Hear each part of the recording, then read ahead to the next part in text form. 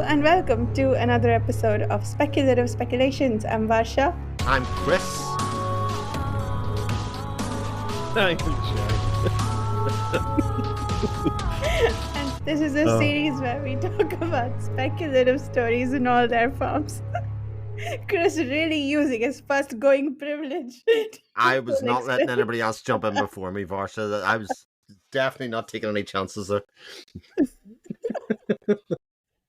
All right. We work our way through about 100 pages every week of whatever book we're currently reading. Today, we are starting our read through of Reamde by Neal Stephenson.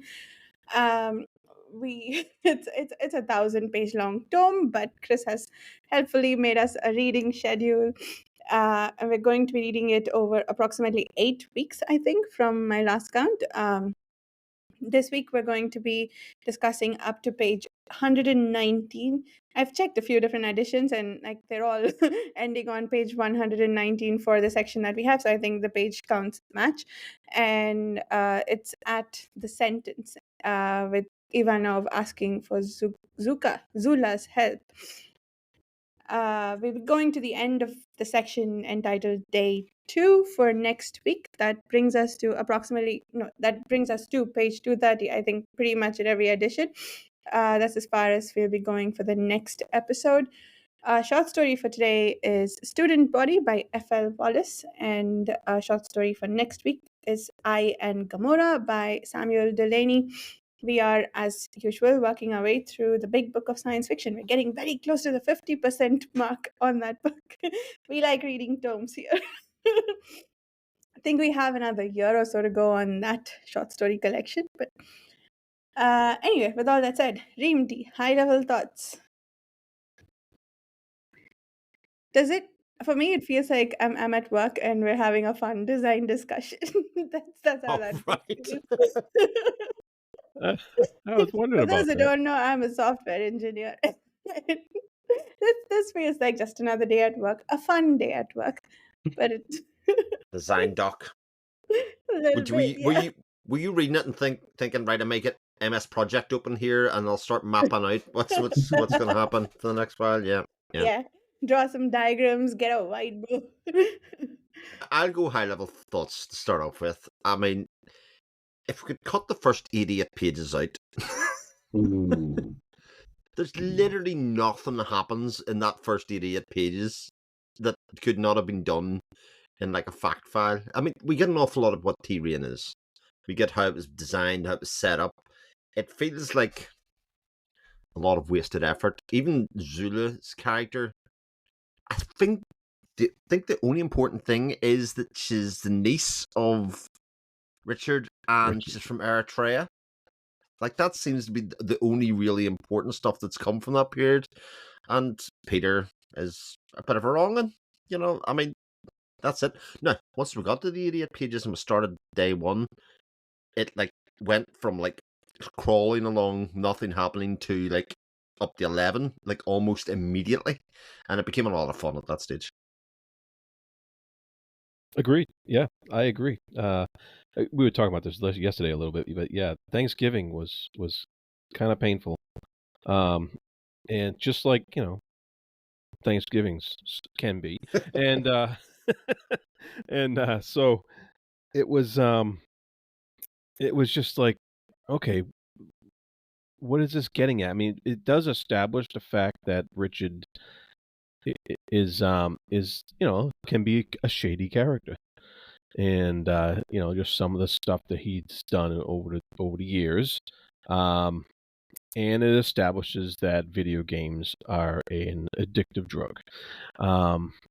So that was all got out of the first 80 to 100 pages here, and but like you said, when it kicks into high gear, boy does it ever. I was like, oh, I gotta stop now. It's just when it was like really, really grabbing at me now, just like, okay. And had to bite the tongue and close the book. Gotta keep the schedule. Slave to the schedule. What about you, Dan? Yeah. So I don't know. It was really tough getting through the first part, and the part with the description of the video game was I hated that so much. I couldn't care less. And also because it sounded so like fake, so like just like someone thinking about it and be like, oh, it sounds like a great idea. And I don't know. Like I've read so many things of like video game developers be like, oh, I'm gonna simulate all those things, and the games are never successful. Like what sort of stuff doesn't work? And then they were explaining the economy, and I was like, this doesn't make any sense. Like the way he set up the economy in the new game, I don't think it makes sense. I tried to think about it, and like I don't see why they would want to set it up that way. Like I don't know. And it also had like a bit of a weird because it's set like basically in our time, or maybe like what does it say the year? I don't think so. It's sort of Yeah. left a bit ambiguous. I think. Yeah. It was Yeah, written it in feels it was written in like what? 2010. Okay, yeah, it feels like what someone in 2010 would write. What would happen in 2020, and it feels very dated. A lot of this stuff that they think about video game trends, about online things, and it it just clashes to me to what our current reality is in a way that's like if I read a book from 20 or 30 years ago or 40 years ago about our time, it's usually different enough that I can connect the similar things and be like, oh, it's interesting that these things are similar and all the other things are different. But this one is so similar but has slight things wrong, but it just feels wrong. I don't know if I'm explaining it correctly. It just feels dated because it's not old enough, I guess. Maybe that's why it is. And it just feels not like I don't know. Like it doesn't mention AI obviously because they didn't know, right? It talks about massive multiplayer online RPGs like they're still popular, which they're not really the same as it was at that time. It's different now. I don't know, but yeah, but after that, like the whole ransomware and all this stuff, like really interesting. Yeah. Yeah. But that See, I'm so removed from online gaming that I had like it all sounded new to me because I like the last thing I ever heard about basically was World of Warcraft. So I'm just like, yeah, okay. For me, the written in 2010 bit's really interesting because I was thinking of two games when I was reading it that kind of mimic this. One's Eve, if anybody's ever played Eve, because Eve is the game, is the massively multiplayer online RPG that where people will just happily do menial tasks like they would do in society. You know what I mean? It was a game that encouraged you to find a role and do the most menial shit in order to make the big system work. And the other one, then, the bit that really doesn't make any sense within that context is the idea of these finite resources, the gold that they were talking about, which is very Dwarf Fortressy in a lot of ways, which is not MMORPG in the same way. But again, I don't see how that can really work for something that's going to be enormous. I can see how it would work in sort of creating these factions of these people in China that are just going to farm for gold and sell accounts. I mean, that's definitely a thing even now for a lot of games, but it just sort of didn't make an awful lot of sense. But all that it does is kind of set up this China faction, this American faction, and then we'll have the Russians come in. It's good old Cold War stuff at a certain point, which kind of, again, I think helps because it kind of gives it that bit of unreality to kind of say, like, don't take this shit too seriously. Like, this is not the be all and end all. This is not trying to change the world in any way. It just gives us a premise with which to build on because this is successful and earns money. And ransomware for $73, like, I'm sorry, that's not a thing either. But yeah, that's why I think if they skip the whole part about describing the world and all of those things, like they're hugely innovative or like super interesting, right? I would be way more fine with that premise of be like, oh, there's this video game, it's very popular, he made it, whatever. Yeah. That's it, right? Yeah, I wonder if it would have worked better if he had started with the bad thing happening and then giving us backstories and snippets over the course of the book rather than all of it at once at the beginning to set up character and connections and I guess the backstory. Um, yeah, I thoroughly enjoyed even the beginning of the book, like the info dumps and everything, because I'm not, and I don't know if it's right to call them info dumps. They felt like it, but the like Jared said, I don't play any online games or even like computer games in general. Uh, But apparently, I really enjoy descriptions of people playing them. Because it reminded me of Ready Player One, and I immensely enjoyed that Hmm. book too. For someone who doesn't game, I'm really enjoying this book, and I vastly enjoyed that one too. Um, yeah, Yeah, it's like it watching movies about sports I don't play. yeah, but Ready Player One does it well because it kind of just shows it as almost like the holodeck in Star Trek, Hmm, where it kind of just shows it as a location and a place that people inhabit, and you can see why hmm, that's interesting to people. Whereas this goes down into here's the nuts and bolts of how we designed the economics of the game, and then we built the game on top, which I'm quite sure, especially in 2010 MMORPGs, they were trying to get the next big thing. It was exactly how those games were made. Like, I have no doubt about that because it's all about the churn of money and getting people to spend money on it outside of the subscription model hmm. that WoW did. That's how the thing evolved. Everyone became free to play and about getting that churn of money and just do a big player base. But I don't. It wasn't necessary. Do you know what I mean? None of the. I wonder when he's writing this up, he was like he went to the publisher and he kind of put the chapter in, basically saying maybe not enough people that read sci-fi books would play these kind of games and would have no idea what we're talking about. But again, I don't think it was necessary because they could have just done what Ready Player One did, which is basically you plug in. Sword Art Online does it in the anime as well. You plug in, you inhabit an avatar in the world, and you can be whoever you want to be. I mean, that you could do that in half a page in much the same way. Yeah. I mean, if I was a Yeah, publisher, I can't imagine the editor saying, "Oh, you need to," because I feel like I would if I Yeah. was reading on my own, I would have abandoned it by that point. I was like, this is so I don't know. It feels like putting something interesting at the beginning is what you would want to do, like more action stuff. I don't know. I wonder what Neil Stephenson's readership is. Is it primarily readers of sci-fi, or is it people who read contemporary fiction? In which case, the beginning gives them a really good entry point into the rest of the Yeah. book. Well, he's pretty big with the cyberpunk when it was first coming out. He Snow Crash was a huge cyberpunk novel. That was rivaling Gibson's Neuromancer when it came out. So I think sci-fi is definitely his thing. And it's especially odd for how much it ramps up so quickly. Like it's honestly like flipping a switch at that point.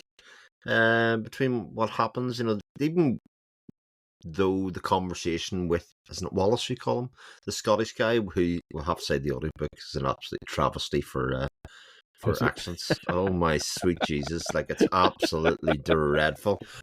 It was awful, but I could laugh at it because by the time they introduced the Russians and all the rest of it, I was like, oh shit, none of it matters. It doesn't matter. He could have said he was Scottish, but he was from nowhere near Scotland. He was from the middle of India.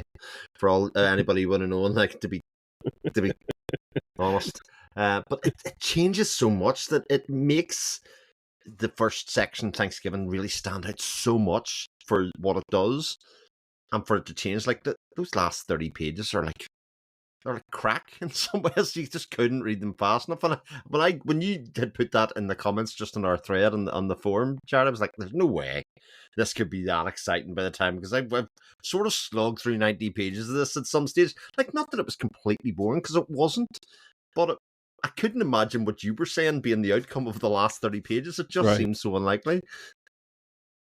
Yeah, and then it was, and it was, it was, yeah, like you said, the introduction of the Scottish man. What was his name? Wallace, I think. Wallace. Wallace, yeah. And, from there, moving on into, and I like the little misdirection we had with him when he's like, I'm just kidding with you. There's no Russians out there, and then, and then of course later on, we get some Russians, so it's like a little sense of misdirection there. But but but then once Wallace showed how over his head he was, that's when was like, oh crap, here we go. Like something's really wrong here. Yeah, it became very tense and very exciting to read about these characters in this situation. I guess it kind of rewarded us for getting to know them through some of the slower parts and stuff like that, a little bit. It is a long book, so we got a long way to go. And It's so we indeed. don't really know. There may be slower parts coming up. Who knows? I mean, I don't know, but right now we stopped dead in the middle of something big, and I don't know about you guys, but I guessed right away it was the stupid thumb drive that infected. It was like so obvious. Because why would they do that? Yeah, But again, how ridiculous. If this person has a safe with firewire hard disk in there, that he wouldn't have a virus scanner or a Trojan scanner on it. yeah, it It's was, just beyond belief. Like honestly, it's like so like my dad's just found computers thing that it's just hard to believe, Maybe the I don't know, USB viruses, malware is different. I don't know. Because I mean, we do hear every once in a while, right? Wasn't there a whole thing a couple of years ago with the Iranian scientists who put the USBs in some of their computers, and there was like Israeli viruses in it, and they just took over the whole thing, something like that. I don't know if it's different than getting them from internet. yeah. I don't know. Maybe I we don't need know an how. expert. Yeah. Yeah, I have no idea how difficult or stronger a virus would be on a USB stick or anything like that. I know nothing about that. I just knew that that's what it was. Yeah. Did at what point did we figure out that it's unsafe to exchange USB sticks? Because there was a period when, it felt like a safe way of transmitting information, and then it wasn't. I wonder if 2011 thumb Mhm. drives were still I think it's not always been, I think, very because even floppy suspicious. disks, I Maybe. That's right. Yeah. do Mm, that's true. viruses. So, Yeah, and yeah, then I'm yeah. not sure. I feel like the method of transmission should have been maybe different, because if you've got all these if he was just some guy who took stuff that he needed to sell, that would make sense. But he's got a freaking air gapped laptop and air gapped hard disk, and then it's like, yeah, I'm just gonna plug in this random USB thing I got Plus from a a stranger. DVD in Yeah, our time, like who I yeah. haven't seen a DVD in a while. Yeah. It's just Wouldn't But the DVD have been safer than the yeah, thumb drive? absolutely. Right. Yeah. But he didn't bring a laptop with No. him. Yeah. But well, there's uh, no laptops, but these days we can. yeah, these days. But back then there But was. in I mean, 2010, my yeah, I had a my laptop. Yeah. Yeah, my computer right here still has one. Hmm. I haven't had one. Meaning the I'm old fashioned, I guess. But Yeah, again, that ridiculousness aside, like Yeah. stretching, like Well, that techno thrillers aside, in right? general, Um, techno thrillers in general, sort of cut corners with the skirt kind of believability all the time, in that way, and it's the kind of thing that always ages incredibly badly, very very quickly. yeah. Like you look at the amount of films and the kind of things that they do to represent hackers and all that, like it ages horrifically. So you sort of have to put that aside. And like the more ridiculous part is the fact that these Russians landed in an apartment building in a helicopter and then had all these cars running by. It just I know. it becomes, and he has an AK-47 or something in his safe, and like the whole thing is just completely preposterous. But it's preposterous in a compelling, fun way. It's almost Tom Clancy-esque in some ways. Yeah. Right. That's the name I was looking for earlier. Yeah, Tom Clancy. Actually, we should think about it more in that terms compared to like a more hard sci-fi book, like the ones we were reading before, right? You need to But it's interesting to say that, Dan, for me, because I hadn't read Stevenson before, but he is one of those people that is synonymous with modern sci-fi and like you said, sort of cyberpunk in my head. So in my head, he was a hard sci-fi, modern sci-fi writer in some ways. So I'm sort of going in with those expectations, and it's not there so far anyway. Do you associate cyberpunk with hard sci-fi? Because I don't really. I think of it more of a light sci-fi in my mind. Because It's the interesting. aesthetic is the central part, Yeah. like the aesthetic and the dreariness and the corporations and all that sort of thing. That's the core of it, right? Yeah. I don't You may be right. Yeah, It's an interesting it's just question, yeah. you look at it one way, it's just another fantasy setting. Yeah. Yeah, it is interesting. I guess I haven't read anything else by him, so I Yeah. think maybe I that's did. I don't know what his I've other.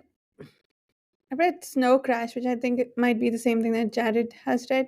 And yeah, there was stuff that happened in the game that I I don't know. I don't even think is science or like proper technology, let alone like maybe not. If I remember correctly, it has some stuff with consciousness transfers and whatnot. And I I feel like we're very, very far away from that science, if at all that is even possible. So yeah.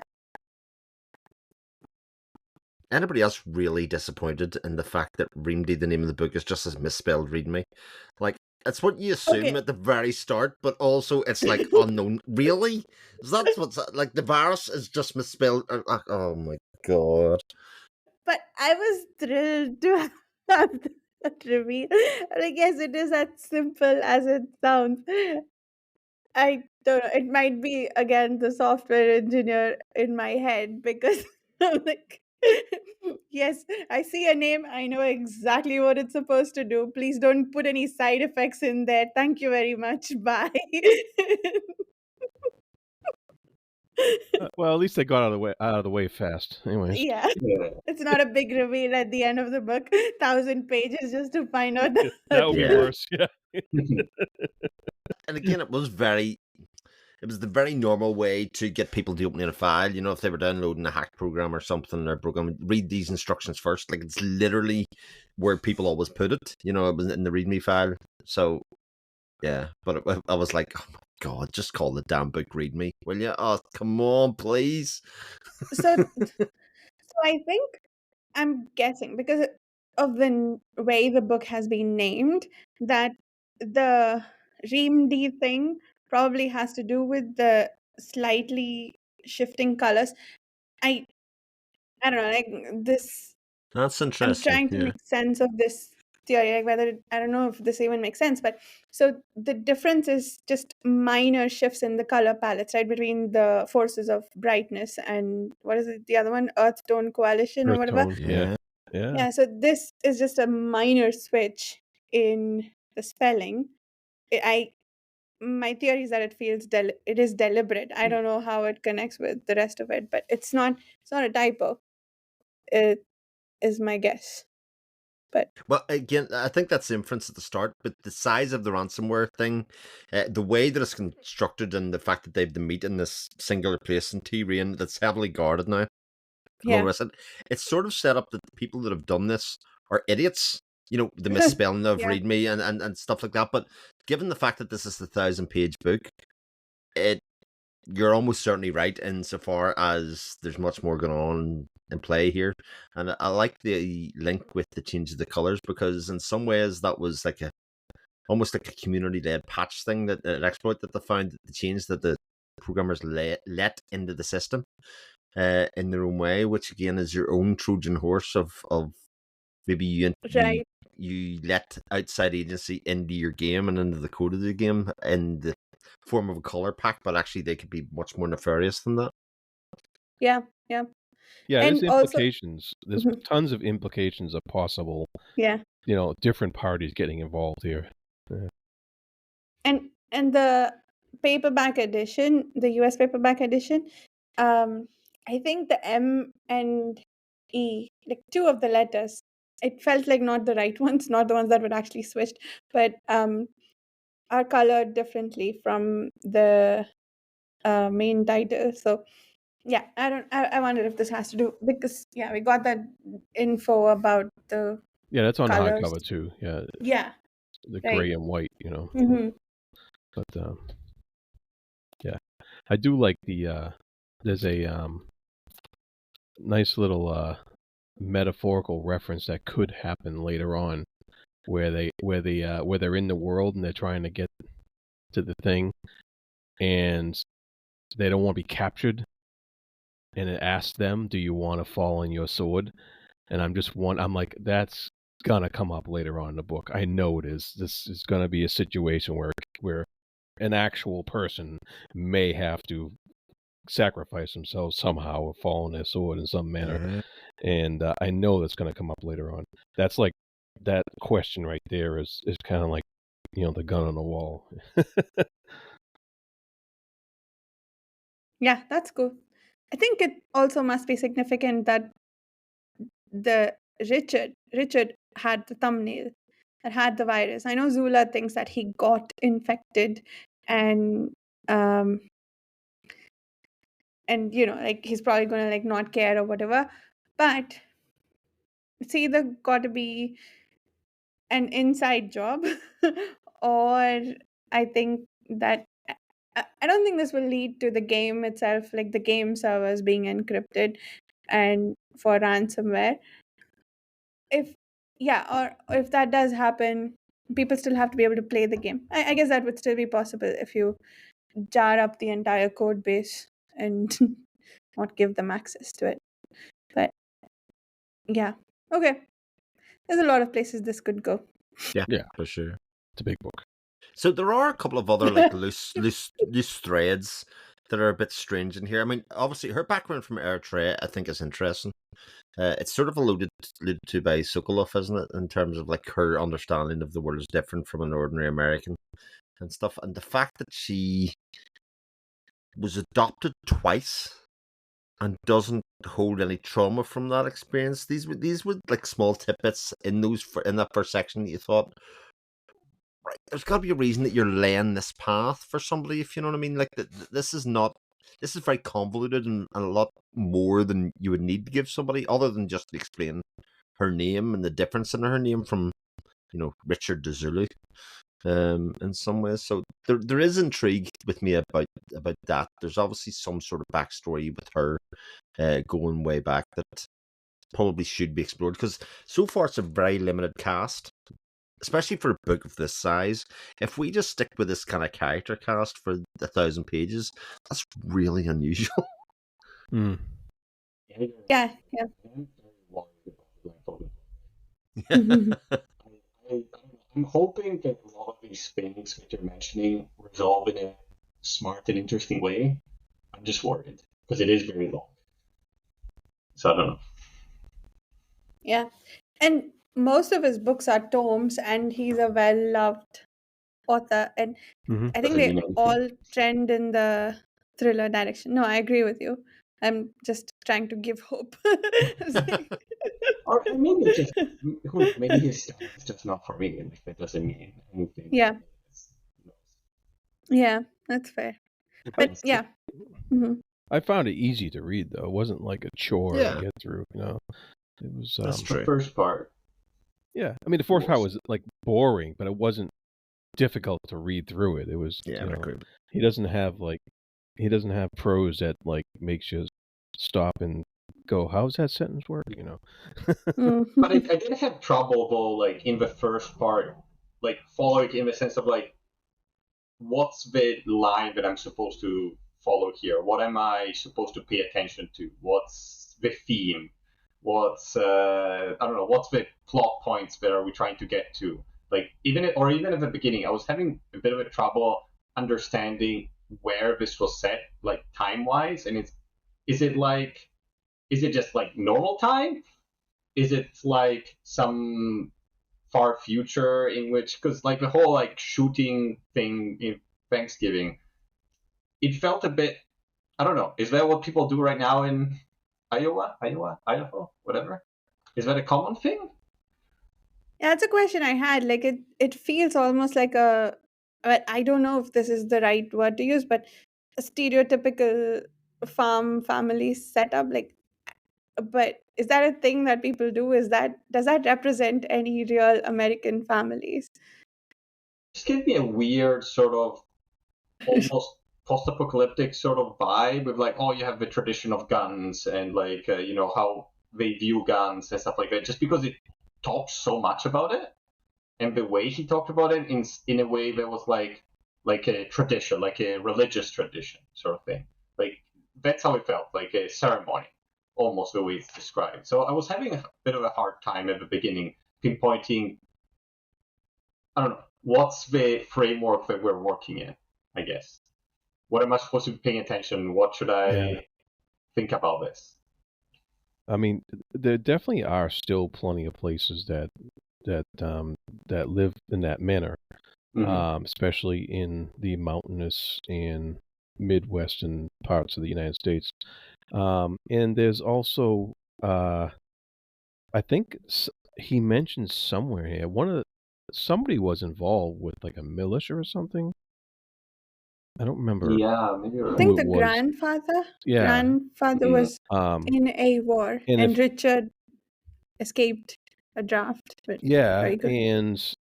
but somebody was also involved with one of the self-proclaimed militias that do exist, and they're of course very, very big on guns, so that would be relatable in that sense as well. Okay. So this is probably just like this family thing, Yeah, or I think so. this area thing. Yeah. Okay. A family who owns large amounts of property um, are going to be very protective about those large amounts of property, and they are also going to have the ability to um, do things on their property that hunting or and have equipment and farm and stuff and what have you, those kinds of setup that he described in the beginning. That stuff, yeah, it definitely does exist today. So it's plausible. Yep. Okay. I just Maybe thought so far it's away from American. my reality that. Yeah, Chris just thinks all Americans are like that. That's exactly anything goes. Anything goes there. I guess I identify when they went to Vancouver. I was like, oh yeah, I know that town. I know. Right. It's here. So speaking of, a lot of it is set in Seattle. They were mentioning places Right. I know, have never been to. I was But wondering about that. Yeah, nobody's a tourist in their own city. Like that no, never happens. Like people are going like, what's there to do in where you live? And you're like, I don't know. I don't go there. yeah, exactly. I've been to the Space Needle far more times than I want because I bring people who visit. I take them around, and that's it. I wonder. Speaking of though, if we will see scenes with the Space Needle, that would be cool. Do I want scenes with the Space Needle? I don't know. I just like. Are you hoping you're going to be in the book? Just like a See, side character? yes, I was going to say Neil Gaiman. What's his name? Neal Stephenson looked into the future, saw that I'm going to be in Seattle. Yeah, you see, Zula is based on me. I said it last week. Ah. Oh, okay. No. All right. It makes sense why we're reading 1,000-page book. Well, the last line, Vasha. Yes, Make me exactly. believe. Make me believe. Yeah. No, but you can't be racist. Africans are different than Indian people. They're not. They're not. All the same. They're not all the same. Varsha, come on. Seriously, that's the part you're gonna latch on to. Yeah. It could be just a programmer, female. That's it. not a US, not That a is US a very citizen. good point. That's a very good point. You're just seeing everyone that's not white. They're all the same. That's what you're saying. I can say it, but no. No, you can't. Another thing that really annoyed me about the audiobook, he kept calling him Sokolov. It's It's obviously Sokolov. Like, I mean, my God, every time he said it, it like hurt my brain a little bit. It was like Sokolov, and I was like, Oh, no, it's Russian. Wow. Soccer. Jeez. Oh man. There's been enough bad guys in American movies to know that that's not how you say that. What is the narrator's base accent? Is it American or Yes, I think it is. It's a very okay? drawly American. Mm, It also is another interesting. audiobook that has problem with chapters. Oh, Go- it's how? like day one, the chapter's like 4 hours long, I think. Yes. Don't even break that We're shit gonna up, but anyway. no. Yeah, but yeah, I wonder how they could break it up. Maybe the Discworld audiobooks break each Yes, section you can into a sort of find it chapter. if you Yeah, find after the little break, you can always just kind of scrub through and then find that. I think that's quite clever because it means that you've yeah, always got an option. yeah, yeah. Well, That's true. the question is Wallace going to survive? Do you care? I mean, legitimately, I think because he wasn't in Thanksgiving, he wasn't in that chapter, so we got no backstory for him really at all, Mhm. and so he seems like a disposable character in some ways. That's the point. Yeah. He seems disposable, so Yeah. I'm just expendable, and Yeah. so I'm wondering, is he going to just be that predictably expendable, or is something more going to develop here? That's what I'm What, wondering. you don't think having a Scottish accent is enough of a backstory for him to survive through the rest of the book? That's the mean, when you reason to put it get him like that. killed.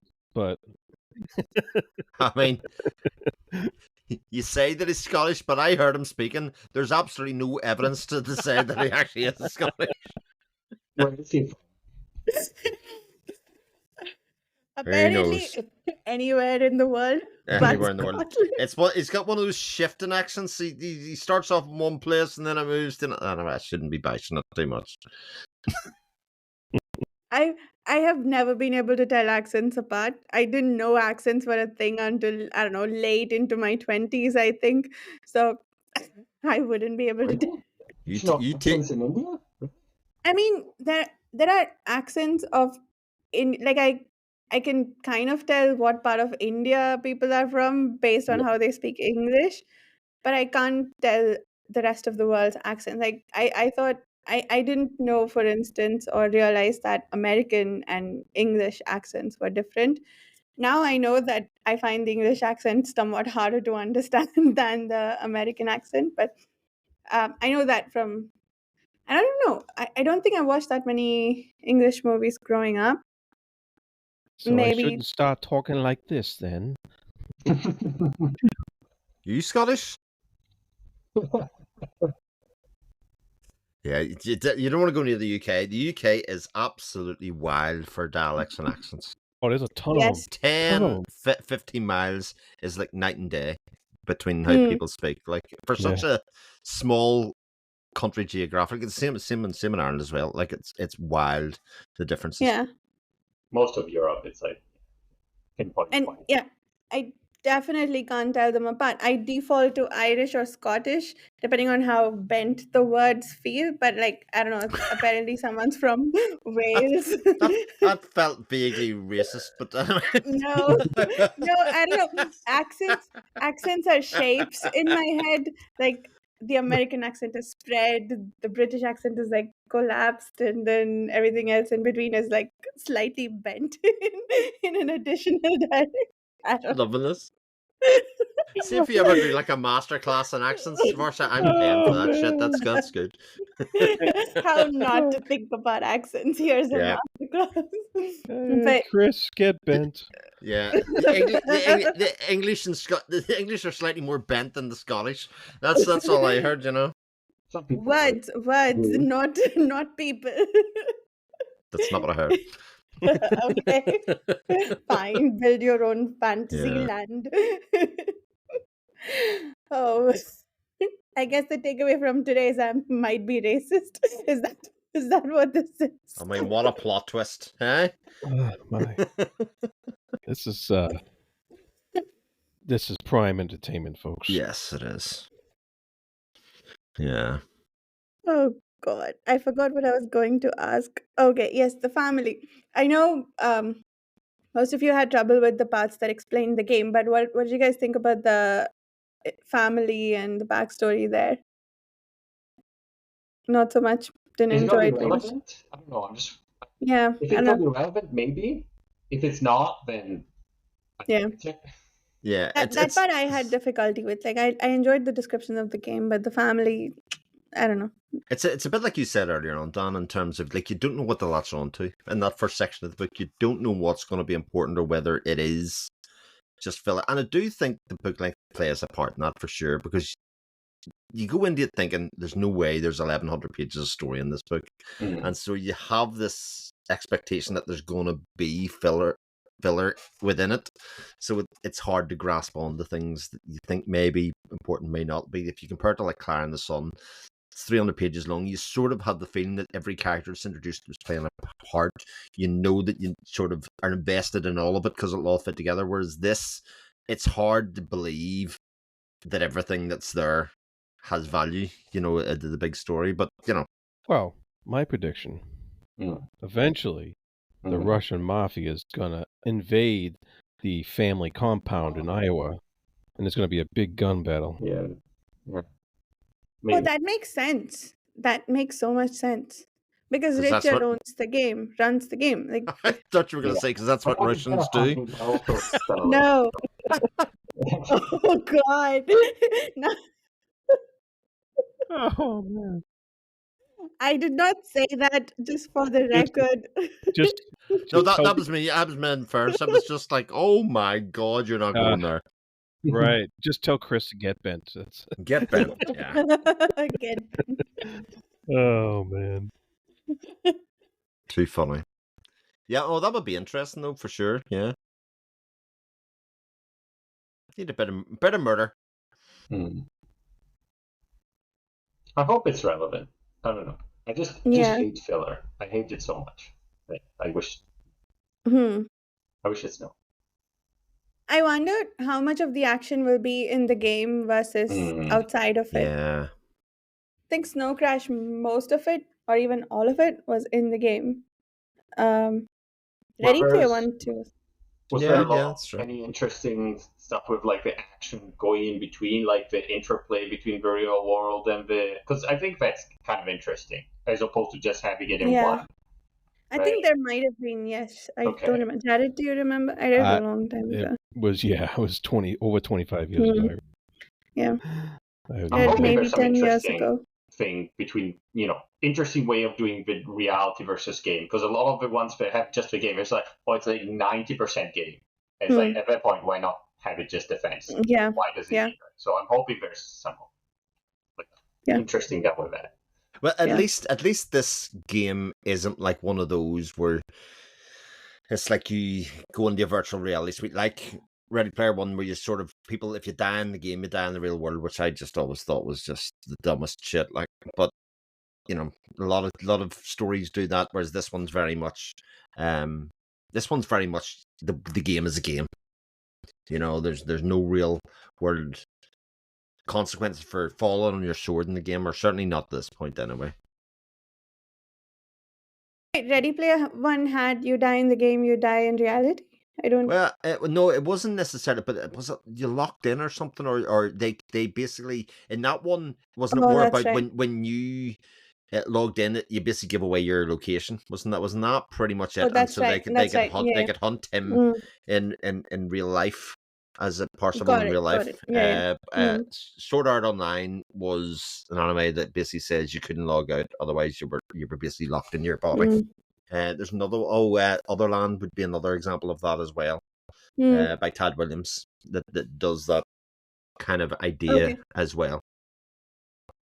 Yeah, I also like that they didn't have to build I don't know how common this is, but all the games that I ever tried, if you die, you have to start over from scratch. You don't start at the level that you died at, which I guess these people can respawn with whatever powers they already have. That's right? it. So your character stays constant, but you might lose some items, or you might lose a part of some fraction of gold that you had, or whatever. Got it. What do you guys think of the stuff with the language and the author wars and the writers in residence? That part I enjoyed too. I think that was the most interesting bits for me from the backstory of the Yeah. game. I actually liked it myself Yeah. too. Because that reminded me of world building, playing Dungeons and Dragons and stuff like that. So I kind of like that stuff. Yeah.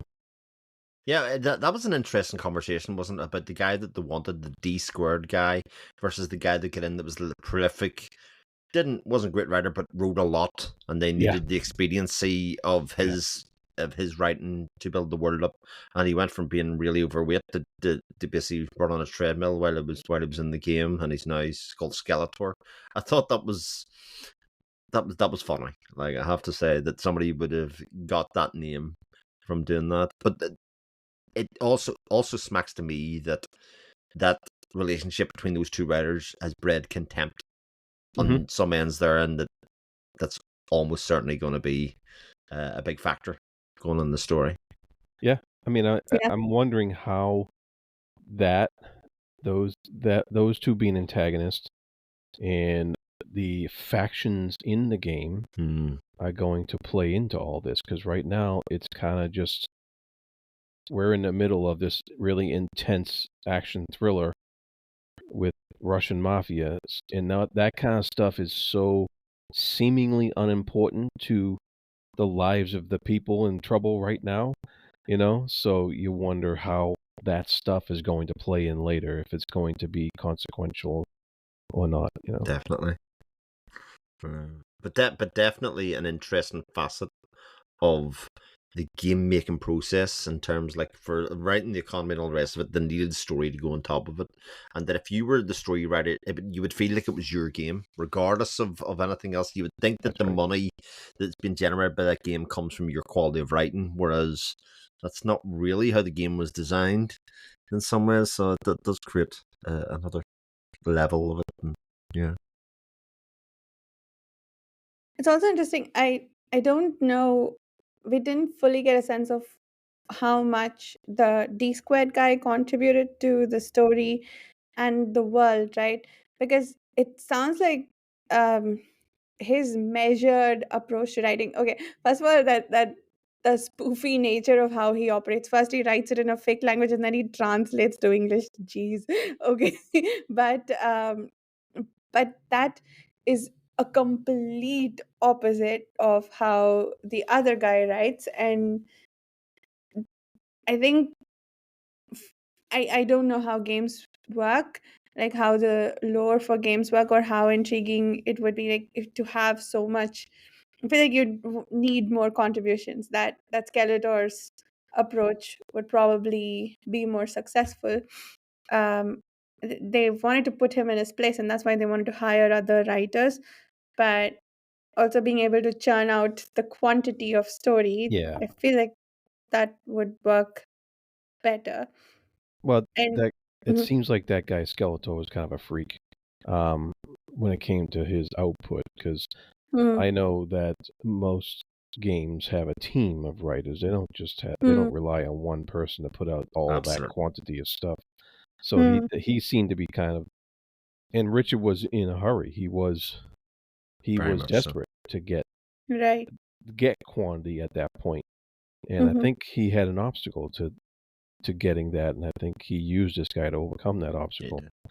Well, he couldn't And get the D-squared guy because he was tied into a right, contract with he somebody was tied else. in a contract, and but he also has something about needing more content anyways, I think. Yes, And indeed. so this guy has ended up being a kind of a freak of nature as far as putting out what he could. It was interesting that our friend Don was able to to actually pick apart some of the stuff and say, "Oh, this doesn't make sense. That doesn't make sense." And I thought that was cool, because that, It like was. Basha said, they're playing with words and stuff like that, and how you gotta make sure everything's consistent and all that stuff. And when you're um, putting out quantity over quality, you're gonna have those inconsistencies and stuff like that. So it was neat. I liked reading that stuff. Yeah, and you can't have Skeletor be anything but a bad guy at the end of it. You can't call him Skeletor and it'd be a hero at the end. Like that's no, no, no. He still seems to be the main writer, right? Or someone important because Richard had that meeting with him on Thanksgiving. And oh, what was I going to say? The was it also implied that the Earth Coalition were with Skeletor and the Brightness people were for the new writers? Like one of them was registering protest at the new writers or the new lore. Well, the interesting part about that was that the colors and shades actually obfuscated which faction people belonged to, Hmm. because it meant that they could kind of go freely about the world then when they were trying to get that place to hand in the ransom at that stage, so they could just kind of skin themselves up and you wouldn't necessarily know Hmm. who they were for, which I thought was an interesting kind of turn of it. But I, Yeah. I think it's interesting from somebody that has played an awful lot of games when people who are gamers ascribe the success and the greatness of the game to elements that aren't necessarily the thing that they're loving. So especially MMORPGs would be a very classic example of it. It's a game based around mechanics, very addictive mechanics, fetch quests, that kind of stuff. But people say all of the story and the writing and a lot of cosplay and stuff comes from it just because of the archetypal nature. But what they're actually enjoying is the kind of endorphin rush of handing in quests and leveling up and getting new skills and all of that kind of stuff. So it would have created video games create a celebrity about certain things that aren't necessarily the things that make it successful in some ways, because we're not always very good at humans as understanding exactly what it is we love about something. Yeah.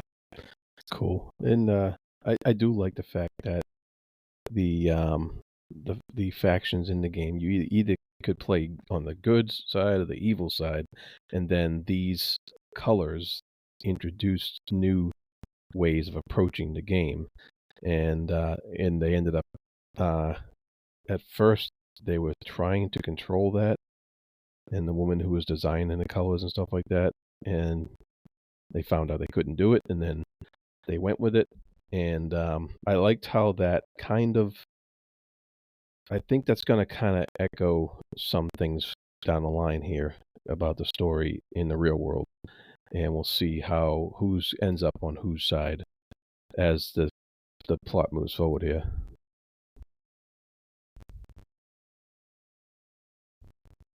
Yeah, that it was it was a pretty fun start for me. I think the parts with the family dragged for me a little bit, but everything else, yeah, I enjoyed quite a bit. I saw a Goodreads review about how someone stayed up reading it all night, so Interesting. it might be fast moving if nothing else. Yeah, I'm Yeah, hopeful that's the case. Yeah. probably. Yeah, cool. Are we good to move on to the short story or Oh, the short story, the short story, the student body? student body Now, summation. yes. This one's not easy to do a summary of, after I don't think. So I thought at one point it was going to be basically a study of what happens. The age old question of 5,000 rats versus 4 dogs, who would win? Like the 50 men versus one gorilla kind of thing. I thought that's where it was going. And in some ways it sort of feels like a play on environmentalism and all of that kind of stuff, but I actually don't think it is. In other words, I think it's a bit of fallacy of fighting and war. I actually think it's an anti-war story at the end, insofar as that you'll be caught in the eternal battle if you don't understand your opponent and that kind of stuff, and sort of realize at the end, and very much happy ending, that actually they have to make peace with the things at the end. But the story basically tells of them landing on an Earth-like planet, thinking that there's no indigenous pests or life there that will interfere with their settlement and the growing of crops and food, and then find themselves combating a seemingly never-ending supply of mice and rats and that kind of stuff the whole way through, and their lack of understanding when they go to fight these animals, and not having the tools available to do it, how that will sort of leave them into a spiral of problems. Yeah, that's a great point about it being an anti-war novel. I would yeah, that makes total sense, especially with how it ends with the with them becoming humans. So it's Yeah. like you're fighting someone who is just like you, or they can become like you given enough time. Yeah, I like that. Yeah. Well, it was interesting because they saw the progression, and their main point at the end about laying down their arms and making peace was that if we don't, they're gonna actually surpass us, and Yes. uh, that wouldn't be good. So, um, that's a nice thought at the end. A little unrealistic, Yeah, uh, I thought so. It was almost but utopian at the end.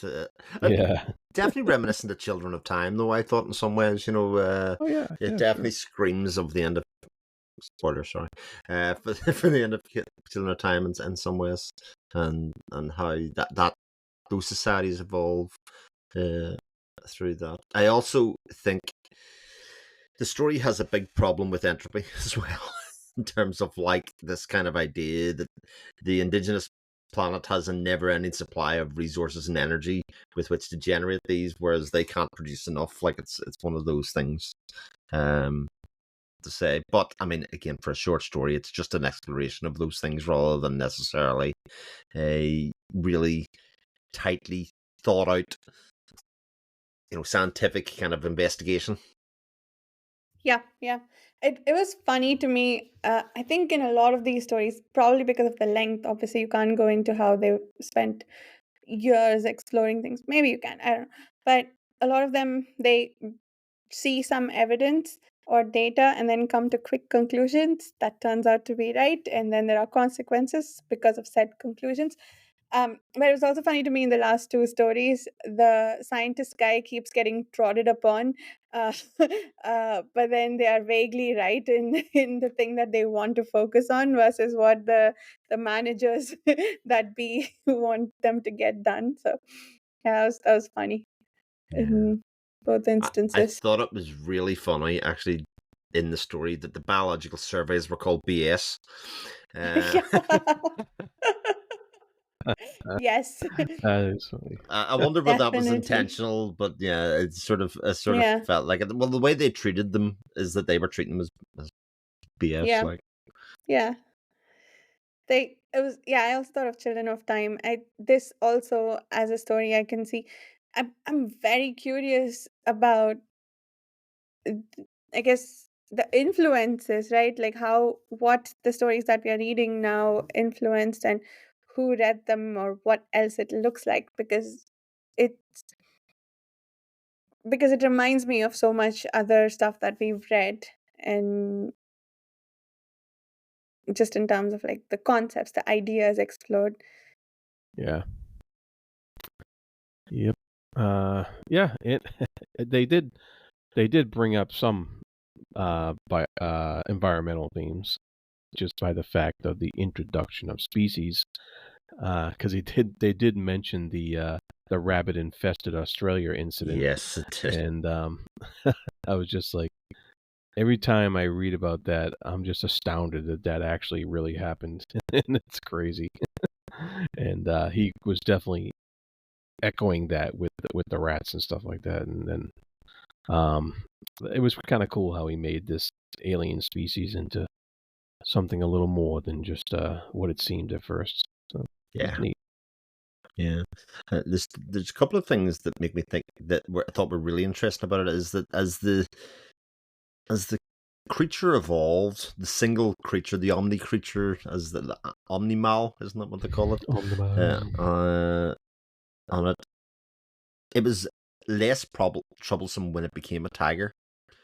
They found that easy to deal with. What we would think is the most ferocious of all those animals was actually much easier to deal with than the plague of rats or mice. In some ways, where there was hordes and swell of them. I thought that was interesting, and it also reminded me that, like, I think a lot of Adrian Tchaikovsky's writing actually looks upon these themes like Alien Clay and Dogs of War. I think are both very much explore this kind of thing of indigenous life and people just kind of turning up and kind of thinking, oh, this is Earth, like it'll just be exactly the same, and not really making the effort to understand what the ecosystem is around them, and assuming that they know what it is in some ways. So, this kind of idea, I suppose it kind of goes back to like when the British or the English sent the convicts to Australia and kind of took over indigenous life there, and then kind of run roughshod over the top of that and caused many problems for many years. Same in lots of other countries around the world. It's a very similar idea that history keeps on repeating and the like.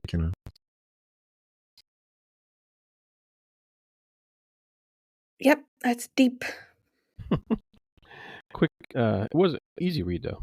Not, Yeah, it was. It was fun. quite straightforward, and yeah, it sort of kept the same thing going for a while, and like it gave itself an easy out at the end, I think, in a lot of ways, rather than because it did explore the idea that they had put some of the samples on the cargo ships to go back to Earth, and therefore they were infecting Earth in some ways, which could have went very alien like in some ways. Yeah, right. But didn't go there. It was like, oh, everything will be all right in the end. Give it a floor. Yeah. Oh, well, until the next story where they go to Earth and whoo. Oh, yes.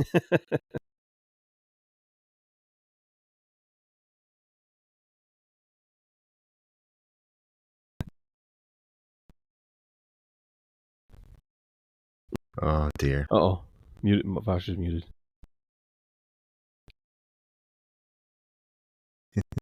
Well, I think suffice to I say. clicked on something and I lost the window. Jeez. Oh dear God. I had a hell of a time coming back to it. This is my work laptop, so I have like 20,000 Chrome tabs open. Memory usage high. Flashing up a message in front of your window going, you might try closing some tabs. It might Yeah. improve system resources. Yeah. Correct. Yes. Oh, I also thought of The Moat in God's Eye. That's the other book it reminded me of. That's what I was trying to say when I was frantically trying to find the tab that I lost. But yeah, Cool. that's all. So, interesting story. Yeah, that's cool. As a lot of these are. Oh, I did notice this one actually is the first one I think that's went back in time. Yes, it went back to 53. Yep. 53 from 66 or something. We I were think up was to the last 60 one. something. Yeah. Yeah. Oh, it went back in time? Interesting. Yeah. So thought I don't these- know why, but yeah, this one went back to time. This was originally published in the 50s. I thought that was interesting. I wonder if it's a mistake or if we Jeff because Vandermeer doesn't make mistakes. yeah, that's true. That is true. This is the Area X section of the short story collection. Thank you. Time just moves differently here. Yes, that's right. Oh man. All right. Anything else about either the book or the short story before we wrap up? No. All right. Back to Samuel L. Ardley, is it? Next week. Ardeline. Yes, Samuel Ardeline. Yes. Yes, we read Babel 17 by the Which author. was a divisive book, I would say, in our sci-fi read along. Yeah. That's true. Yes. People either loved it or hated it. I That's think right. there were some people that felt mid about it too. So, yeah, it was all over the place. So, I'd be curious to see what this one, at least it's short. It has that going That's for true. it. That is always a way to get high points. All right. Thank you so much for listening. And we'll see you next week with Samuel R. Delaney's short story and about 120 ish more pages of Reamde. We'll see you soon. Bye.